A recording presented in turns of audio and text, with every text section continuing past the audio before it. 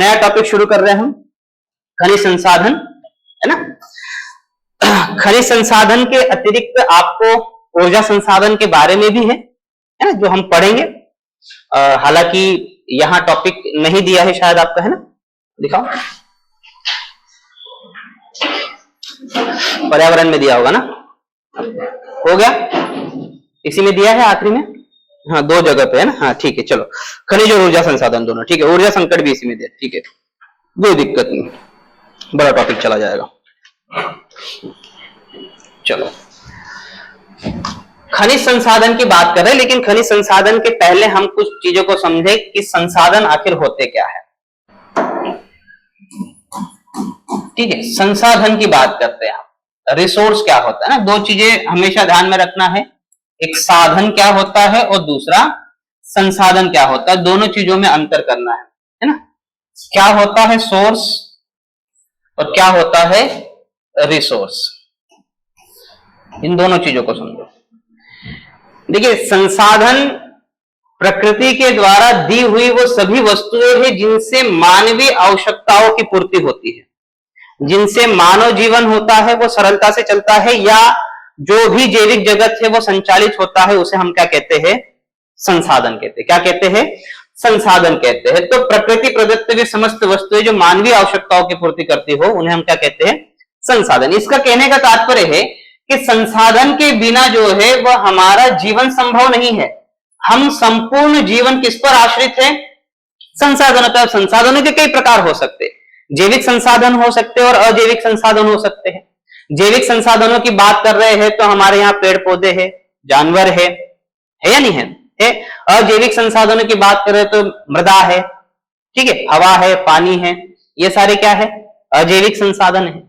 तो इन संसाधनों के बिना क्या हमारा जीवन संभव है, तांबा है, कोयला है, नहीं है ना। आप कह रहे हो कि सर तांबा कोयले के बिना भी जीवन संभव, वर्तमान में संभव नहीं है, क्योंकि हम जीवन के उस पड़ाव तक आ चुके हैं कि हम विकसित देश की ओर आगे बढ़ रहे हैं। हाँ, पहले के जमाने में अगर यह धातु की प्राप्ति नहीं भी होती थी तो भी हमारा जीवन चलता था, क्योंकि उस वक्त की आवश्यकताएं अलग थी। आज समाज की और लोगों की आवश्यकताओं में परिवर्तन आया है, इसलिए आज का अगर हम जीवन देखें तो क्या बिना लोहे का आपका जीवन संभव है, नहीं है, क्योंकि आप मकान नहीं बना सकते। बिना लोहे का क्या आप फैक्ट्री डाल सकते हो, नहीं डाल सकते। लोहा तो आज इंफ्रास्ट्रक्चर की आधारभूत शिला है या नहीं है, है? उसके बिना तो कोई भी इंडस्ट्री काम नहीं कर सकती है। कर सकती है क्या, नहीं। तो लोहा भी संसाधन है। कोयला नहीं जीवन संभव, क्योंकि आज अगर हम देखें तो दिन प्रतिदिन आपको एनर्जी की आवश्यकता है। आपके शारीरिक एनर्जी के अलावा जो इलेक्ट्रिसिटी है उसकी आवश्यकता है या नहीं है। उस इलेक्ट्रिसिटी के बिना आप 15 मिनट जीवित नहीं रह सकते हो। मतलब मानसिक तौर पर, शारीरिक तौर पर तो आप जिंदा रखोगे अपने शरीर को, लेकिन मानसिक तौर पर आप जीवित नहीं रखोगे। क्यों, क्योंकि बिना मोबाइल का आपका जीवन नहीं चलेगा, है या नहीं है। आप पढ़ाई करने भी बैठते होंगे तो 15 मिनट में एक बार ओपन करके तो मोबाइल देखते ही होंगे, इतना तो तय है, तय है या नहीं है। मैं ये नहीं कह रहा हूं कि आप इंस्टाग्राम चलाओ, मैं ये नहीं कह रहा हूं कि आप यूट्यूब चला रहे हो या फेसबुक चला रहे हो, पर मोबाइल का यूज तो कर रहे हो ना, कर रहे हो नहीं कर रहे। आज आपके हाथ में जो वॉच है उसमें भी एनर्जी है, जो सेल इस्तेमाल कर रहे हो आप, कर रहे हो नहीं कर रहे हो। या डिजिटल वॉच होगा तो वो उसको चार्जिंग करने की आवश्यकता है, फैन की आवश्यकता है आपको, है या नहीं है, एसी की आवश्यकता है या नहीं है, है।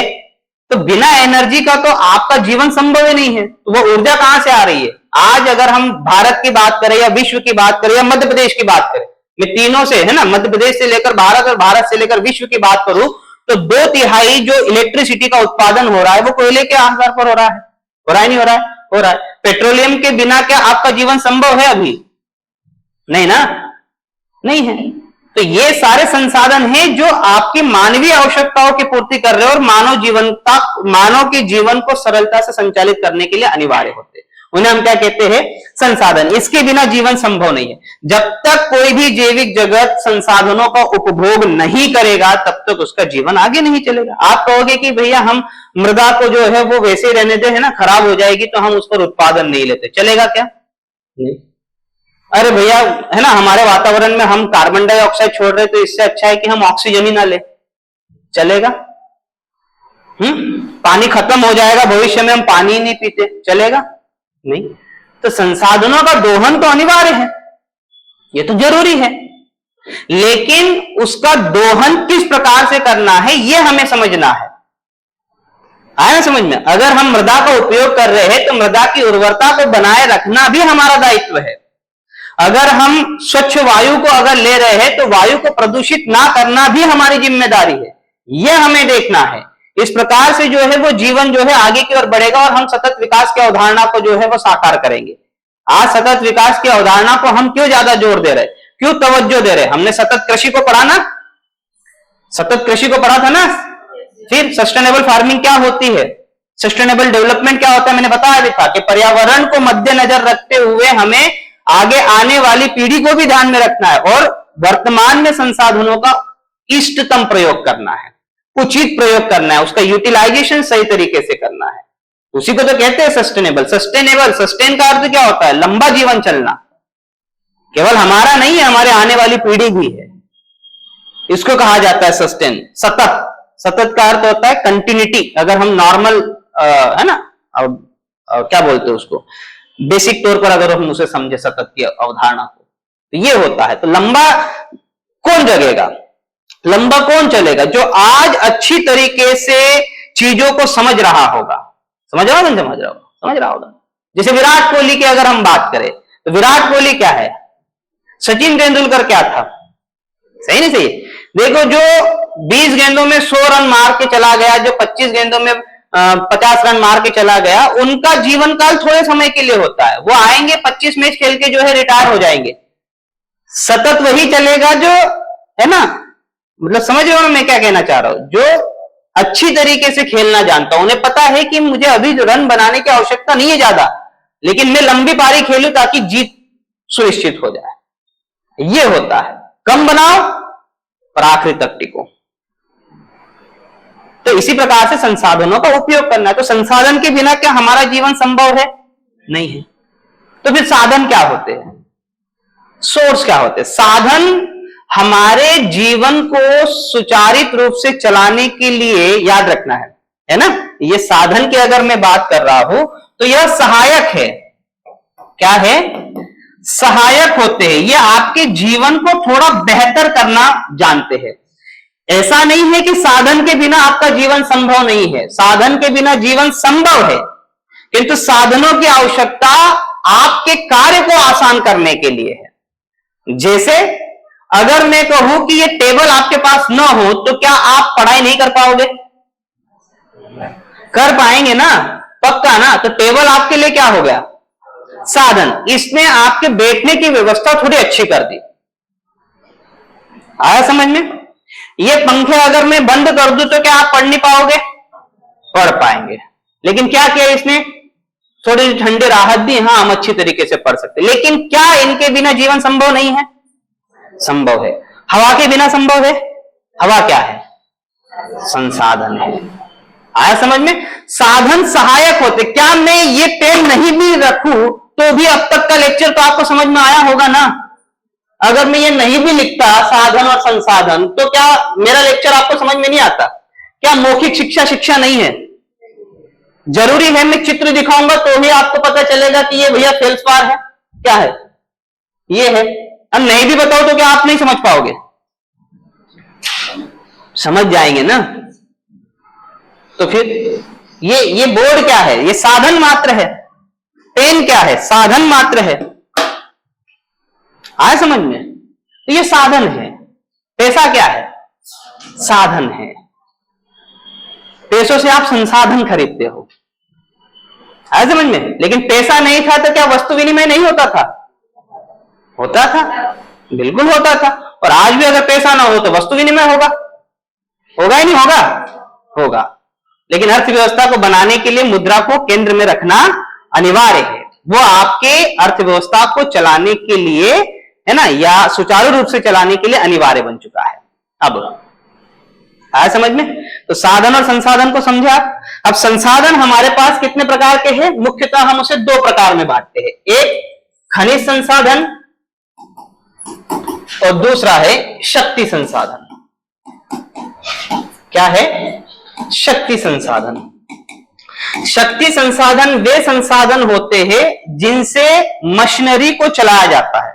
मशीन को रन कराया जाता है, चाहे फिर वो आपकी फैक्ट्री हो या चाहे फिर आपकी बाइक हो। जरूरी नहीं है कि इलेक्ट्रिसिटी के रूप में ही हो, वो पेट्रोलियम के रूप में भी तो है ना। पेट्रोल से आपका क्या चल रहा है, गाड़ी चल रही है, चल रही नहीं चल रही, चल रही है। यूरेनियम से भी तो प्राप्ति हो रही है, नहीं हो रही है, हो रही है। कोयले से प्राप्ति हो रही है, नहीं हो रही है, हो रही है। तो ऐसे संसाधन जो किसी भी मशीनरी या मशीन को चलाने के लिए अनिवार्य होते हैं, ऐसे संसाधनों को हम किसमें रखते हैं, शक्ति संसाधन के रूप में रखते हैं। और शक्ति संसाधन भी मुख्यतः हम दो भागों में बांट कर रखते हैं। एक गैर परंपरागत, इसका हम विभाजन करेंगे, किस आधार पर करना है वो भी देखेंगे ना, ठीक है। गैर परंपरागत, परंपरागत क्या लिखा है, परंपरागत और परंपरागत है ना, गैर परंपरागत और परंपरागत, ये दो प्रकार के हम भी देखते हैं, है ना। इसको हम डिटेल में पढ़ेंगे, टॉपिक ही आपका। लेकिन अभी फिलहाल हमें क्या पढ़ना है, खनिज संसाधनों की बात करते हैं, ठीक है। सबसे पहले हमें क्या पढ़ना है, खनिज संसाधनों के बारे में चर्चा करनी है। अब सबसे पहले बात आती है, आखिर खनिज होता क्या है, बताओ खनिज क्या होता है। ये दिख रहा है आपको, ये क्रिस्टल दिख रहा होगा, ये दिख रहा है, ये हो गया, ये आपके क्या काम के, ये इसको कभी आपने देखा है, ये तो आप सर नमक है, ये तो ये बोल दोगे ना, लेकिन खनिज के तौर पर ये क्वार्ट्ज जैसा दिख रहा है। किसके जैसा दिख रहा है, क्वार्ट्ज जैसा दिख रहा है, दिख रहा है, दिख रहा है। ये अगर इसको मैं अगर यहां पर लिखा ना होता ना, तो ये आप काला नमक समझ बैठते, काला नमक समझ लो ना, समझ लो ना। हाँ तो पत्थर बोल सकते, काला नमक भी पत्थर के रूप में ही है। आपको हिमालय में मिलेगा, कहीं समुद्र में थोड़ी ना मिल रहा है काला नमक, कहां मिलेगा, हिमालयी क्षेत्र में मिलेगा, वहां है। पाकिस्तान देख लो, इसका उत्पादक है बड़ा, है काला नमक का। तो यार इसी रूप में है ना, दबा हुआ है वो, तुम दबा है। अब नमक की चट्टाने बोलते हो ना, तो आंतरिक भाग में भी हो सकते हो, समुद्री भाग में भी हो सकती है। अब कैसे बनी है उसकी चर्चा नहीं करेंगे, पहले पढ़ाता था क्योंकि जियोलॉजी आपके टॉपिक में था, अब जियोलॉजी है नहीं, अब केवल भूगोल है। चलिए ठीक है, तो ये चीजों को देखो यहां पर। तो अब आपको नहीं पता ना, ऊपर से संरचना को अगर आप देख रहे हो तो आपको क्या लग रहा है, ये चमकदार है, ये कठोर है, लेकिन क्या आपको ये पता चल रहा है कि इसमें कार्बनिक और अकार्बनिक दोनों चीजें हैं? नहीं ना, ऊपर से देखने पे नहीं होता है। ये तो उसके जब हम रासायनिक गुणों का जब अध्ययन करते तब जाके हमें पता चलता है कि ये वास्तविक तौर पे कार्बनिक चीज है या अकार्बनिक चीज है, इसमें है ना कार्बन की मात्रा है या नहीं है। इन चीजों का जब अध्ययन करते तब पता चलता है कि भैया हाँ, ये वास्तविक तौर पे इसके रासायनिक संगठन किस प्रकार से।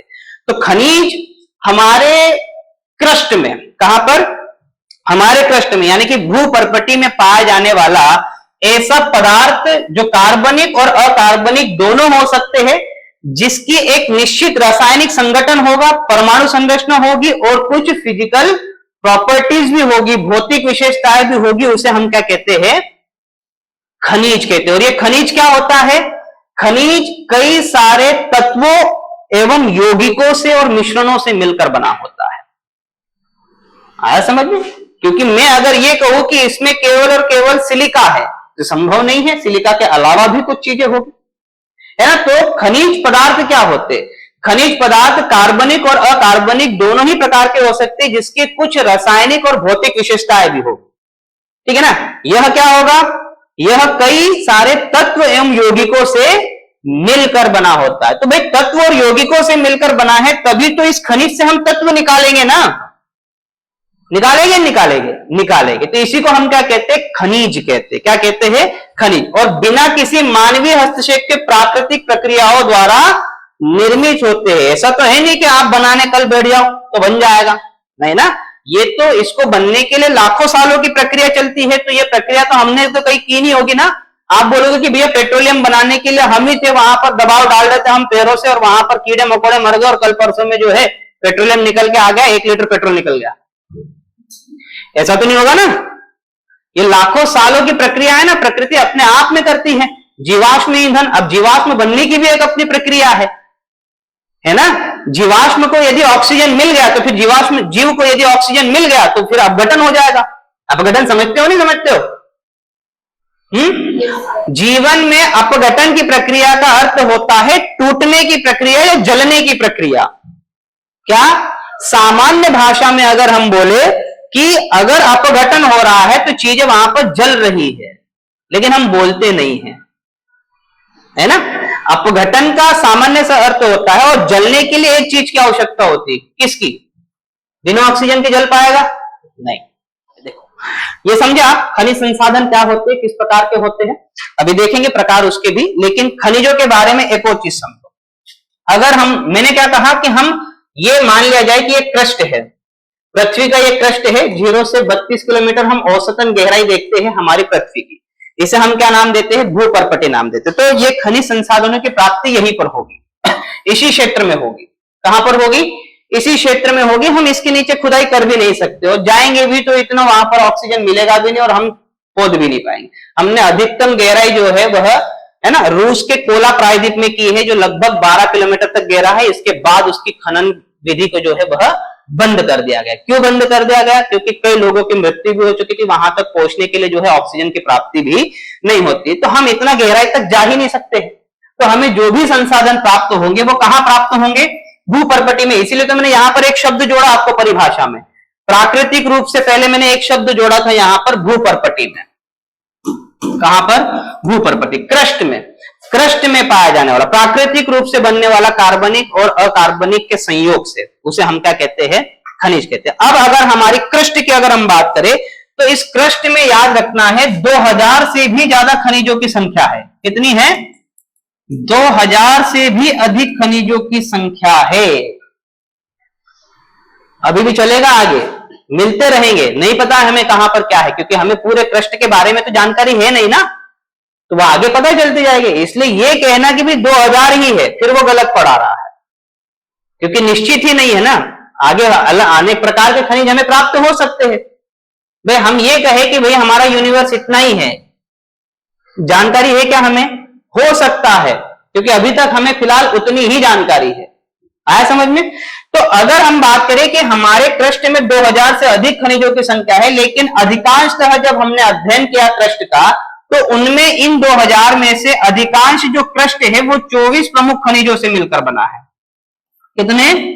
24 प्रमुख, यानी कि 98% हमारे यहां पर ये जो चट्टान है उसके बनावट में किन खनिजों का सबसे ज्यादा योगदान है?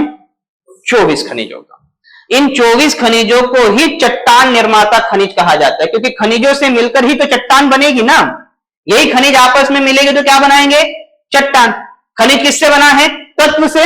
तत्व किससे बना है? मॉलिक्यूल से बना होगा किसी न किसी। किसके मॉलिक्यूल से? समान मॉलिक्यूल से बनने वाले पदार्थ क्या कहलाते? तत्व कहलाते हैं।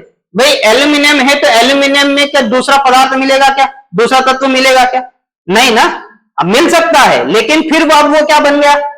वो यौगिक बन सकता है या मिश्रण बन सकता है। बन सकता है, बन सकता है। तत्व की अगर हम बात करें तो समान परमाणुओं से मिलकर बनी संरचना। अगर मैं आयरन तत्व की बात कर रहा हूं तो आयरन में आयरन के ही परमाणु होंगे ना। 2 या 2 से अधिक परमाणु जब मिलेंगे तो आयरन बनाएगा या अन्य चीज बनाएगा। आया ना समझ में मैं क्या कह रहा हूं? तो ये तत्व होते, तत्व समान परमाणुओं से मिलकर बनते हैं। अब तत्व 2 या 2 से अधिक तत्व आपस में मिल जाए, या तो फिर वो यौगिक बनाएगा, समान अनुपात में है तो यौगिक बनाएगा। आया समझ में? C6H12O6 अगर बना रहा है तो फिर वो कार्बोहाइड्रेट बना रहा है, ग्लूकोज बना रहा है, तो ये यौगिक हो गया। क्या हो गया? यौगिक हो गया। पॉलीमर है, ये क्या है? बहुलक है। तो ये सारी चीजें हैं। तो तत्व प्लस यौगिकों से मिलकर क्या बनता है? खनिज। खनिजों से मिलकर क्या बनेगा? चट्टान बनती है। क्या बनती है? चट्टान बनती है ना। तो ये हमारे पास में जटिल अवस्थाओं में पड़े हैं, क्योंकि हमें चट्टान की खुदाई करके क्या प्राप्त करना है? खनिज। और खनिजों को फिर प्रसंस्करण करके हमें क्या प्राप्त करना है? तत्व। तो यही तो मैं कह रहा हूं, यही तो हमें प्राप्ति करनी है। लेकिन हमारे क्रस्ट में 2000 से अधिक खनिज है, और उन 2000 में से 24 प्रमुख खनिज जो है हम देखते हैं कि इन्हीं का परसेंटेज सबसे ज्यादा है। और इन 24 में से भी जब बाद में पता चला कि 6 प्रमुख खनिजों से ही हमारी चट्टानों का अधिकांश भाग बना हुआ है। 6 ही खनिज है। कितने हैं? 6 प्रमुख खनिज। ये याद करना है आपको, 6 की 6 याद करना है। मैं 24 याद करने के लिए नहीं कह रहा हूं मैं आपको। कितने याद करना है? 6, क्योंकि इनमें से आपको पूछा जा सकता है कि क्या होता है अभ्रक, क्या होता है फेल्सपार, क्या होता है ओलिविन, क्या होता है क्वार्ट्ज, तो ये 6 तत्व जिनसे हमारी चट्टानों का अधिकांश भाग बना हुआ है वो आपको याद करना है, जिसमें हम सबसे पहले क्या ले रहे हैं, फेल्सपार की अगर हम बात करें तो फेल्सपार याद रखना है, ये सबसे ज्यादा प्रमाण में पाया जाने वाला है ना। हालांकि ये हल्का गुलाबी रंग का होता है, ये भी आपको ध्यान में रखना है, किस रंग का होता है, हल्का गुलाबी रंग का होता है। अब इसमें क्या होता है ये आपको याद रखना है कि सिलिकॉन और ऑक्सीजन लगभग सभी फेल्सपार में होते हैं। इसमें अधिकतम क्या पाया जाता है आपको, देखिए सिलिका तो होगा ही होगा, और सिलिका के साथ लगभग एल्यूमिनियम जो है वो हो सकता है। क्यों हो सकता है, क्योंकि हमारी भूप्रकृति 2 प्रमुख तत्वों से मिलकर बनी है, जिसका नाम है सिलिका और एल्यूमिनियम। सियाल कहते हो ना आप उसे। भूप्रकृति का जो अधिकांश भाग है वो किन 2 तत्वों से मिलकर बना है, सिलिका और एल्यूमिनियम से मिलकर बना है। या तो उसमें सिलिका के ऑक्साइड ऑक्सीजन भी होगा, क्योंकि क्रस्ट में सबसे ज्यादा प्रमाण में पाया जाने वाला तत्व कौन सा है,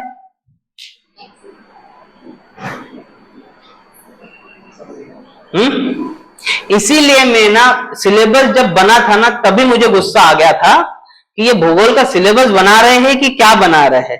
अब ये चीजें जो है ना, ये पृथ्वी की आंतरिक संरचना में हम सब कुछ चीजें पढ़ते हैं, अब टॉपिक ही हटा दिया। हालांकि पढ़ाना हमारा कर्तव्य है ना, मैंने पढ़ाया भी है आपको, पढ़ाया ना, क्रस्ट पढ़ाया है, मेंटल पढ़ाया है, क्रस्ट अपना कोर पढ़ाया है, पढ़ाया नहीं पढ़ाया है। जब लावा निकाल रहे थे हम बाहर तो सारी पृथ्वी की आंतरिक संरचना बताई नहीं बताई, बताई ना।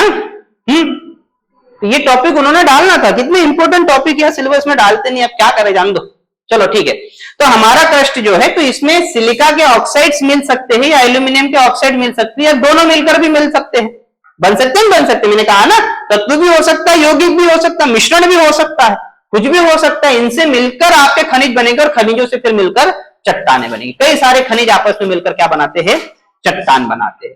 तो अल्टीमेटली हमारी चट्टान खनिजों से मिलकर बनी है और इन्हीं खनिजों से हमें तत्वों की प्राप्ति करनी होती है। और इनमें भी 6 प्रमुख तत्व है, जिसमें मैं सबसे पहला कौन सा ले रहा हूं, फेल्सपार ले रहा हूं। हल्का गुलाबी रंग का यह प्राकृतिक तौर पर बना खनिज है, जिसमें सिलिका की मात्रा अधिक होती है और इसके साथ ऑक्सीजन का होना तो स्वाभाविक है, क्योंकि हमारे क्रस्ट में सर्वाधिक मात्रा में पाया जाने वाला तत्व कौन सा है, लगभग 46% के आसपास क्या पाया जाता है, ऑक्सीजन पाया जाता है, ठीक है ना। तो उसके बाद एल्यूमिनियम है, तो क्रस्ट एल्यूमिनियम क्या है, धातु है ना, धातु ये नहीं है। तो अगर आपको क्वेश्चन पूछा है कि क्रस्ट में सर्वाधिक मात्रा में पाई जाने वाली धातु कौन सी है, तो ऑक्सीजन तो नहीं लिखोगे ना, ऑक्सीजन के बाद क्या है, तो एल्यूमिनियम ही आएगा। तो एल्यूमिनियम हमारे क्रस्ट में पाया जाने वाला सबसे ज्यादा प्रमाण में क्या है, धातु है। हाँ, वायुमंडल की अगर बात करें तो सबसे ज्यादा तत्व कौन सा है, ऑक्सीजन भी होगा, नाइट्रोजन है, नाइट्रोजन है ना, कितना है 78% और 21% के आसपास लगभग ऑक्सीजन है। बाकी बचे फिर ऑर्गन 93% ले जाता है, 0.93। तो बचा क्या है, 0.07 में फिर सारे हैं, जिसमें से 0.03 कार्बन डाइऑक्साइड है। अब बाकी के बचे वो लगा लो फिर, और अल्प मात्रा में है। ये 4 ही तो पूरा बना रहे हैं, 99.9% है ना, 99.93% बना रहे हैं, बाकी 0.07% में बाकी लगा लो, 0.7% में, ठीक है। चलो आगे की ओर बढ़ते हैं। तो इसका उपयोग कहां पर होता है, चीनी मिट्टी के बर्तन बनाने में, कांच बनाने के लिए इसको प्रसंस्कृत किया जाता है, फिर इसका उपयोग किया जाता है कि भाई कांच बनाने के लिए इसका इस्तेमाल होगा, है ना। कांच का तो कोई फॉर्मूला है नहीं ना, निश्चित फॉर्मूला थोड़ी ना है कांच का कोई, तो ये बनाने में इसका उपयोग होता है। तो आपको हो सकता है कि पूछ लिया जाए कि फेल्सपार क्या होता है, ठीक है। उसी प्रकार से क्वार्ट्ज, क्वार्ट्ज हमारे धरती पर पाए जाने वाले सबसे कठोर पदार्थ में से एक है क्वार्ट्ज, है ना। या तो ये पारदर्शी होगा या तो ये श्वेत रंग का होगा, है ना, यानी कि रंगहीन भी हो सकता है और श्वेत रंग का भी हो सकता है। तो क्वार्ट्ज है ना, इसमें भी किसकी प्रधानता होती है, सिलिका या सिलिका डाइऑक्साइड की प्रधानता होती है। या तो सिलिका डाइऑक्साइड होगा या फिर सिलिका की मात्रा होगी। तो ये याद रखना है आपको, ये क्वार्ट्ज की है ना, यह ग्रेनाइट का प्रमुख घटक है ना। जितना ग्रेनाइट अपने आप में कठोर है, तो कायांतरित होकर क्या बनाएगा, क्वार्ट्ज बनाएगा और कठोर होगा, है ना। और एक अत्यंत कठोर खनिज है जो जल में अघुलनशील है। रंग क्या है, या तो रंगहीन होगा या तो फिर यह श्वेत रंग का आपको नजर आएगा। तो इसका उपयोग किसमें होगा, कांच बनाने के लिए होता है। अपघर्षक, अपघर्षक का अर्थ होता है उसको घिसने के लिए, है ना, किसी सतह वगैरह को घिसने के लिए, टाइल्स वगैरह को घिसने के लिए इनका उपयोग हो सकता है। तो ये क्वार्ट्ज आपको याद करना है, ठीक। नेक्स्ट है पायरोक्सिन।